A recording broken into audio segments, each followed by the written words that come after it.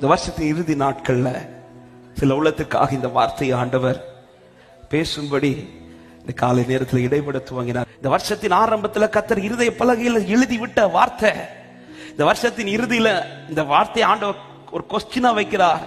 இன்னைக்கு அதை நீ உடைச்சி போட்டுட்டியா, இல்ல அதை இன்னும் உடைக்காம வச்சிருக்கிறியா?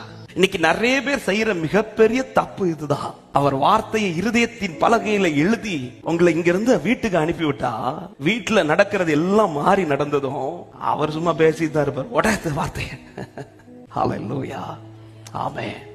எது நடக்க கூடாதோ அது நடக்குது, எது நான் பார்க்க கூடாதோ அதை பார்க்கிறேன், எதை நான் சந்திக்க கூடாதோ அதை சந்திக்கிறேன். அதாவது கர்த்தர் என்கிட்ட பேசுற வார்த்தை ஒண்ணு இருக்குது, ஆனா நான் பார்க்கிறது அதுக்கு நேர் மாறி. இது உனக்கு நான் செய்வேன்னு சொல்லி நடக்கிற பாதை பார்த்தா செய்யறதற்கான எந்த ஒரு வழியுமே இல்லை. ஏன்னா எல்லாமே மாறி நடக்குது. இது நடக்காதுன்னா அதுதான் நடக்குது, இது நடக்கும்னா அதுதான் நடக்க மாட்டேங்குது. நாம இன்னைக்கு சூழ்நிலை நமக்கு நேர் மாறி நடக்கும் போது நாம செய்யற பெரிய தப்புனது சொன்ன வார்த்தை அப்படியே உடைச்சிரும். இன்னைக்கு அநேகர் நம்ம பொறுமை இழந்து நாம செய்யற தப்புன்னு தெரியுமா, வார்த்தையை உடைச்சு போடுறோம். இந்த வருஷம் முடிய போகுதுன்னதும் சில வார்த்தையை உடைச்சு யாராவது போட்டிருக்கிறீங்களா? ஆண்டவர் இந்த காலை நேரத்தில் சொல்ற வார்த்தை, அவர் திரும்ப எழுத போறார். நீ உடைத்து போட்டதை நான் திரும்ப எழுதுவேன் அப்படின்ட்டார்.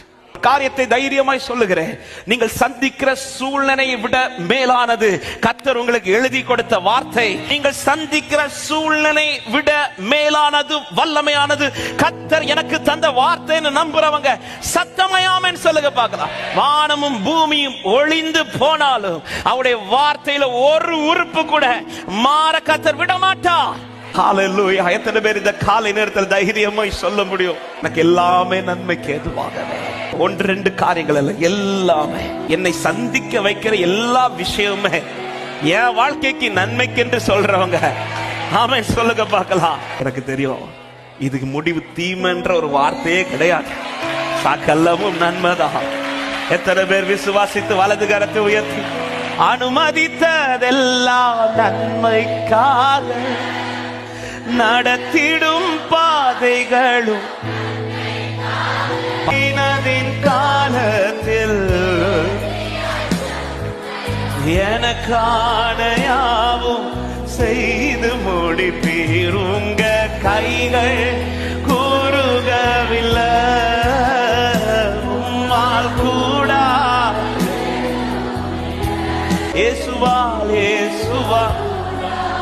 ஆமென். அவர் வாக்கினால் சொன்னதை கரத்தினால் செய்து முடிக்கிறவர். ஆமென்.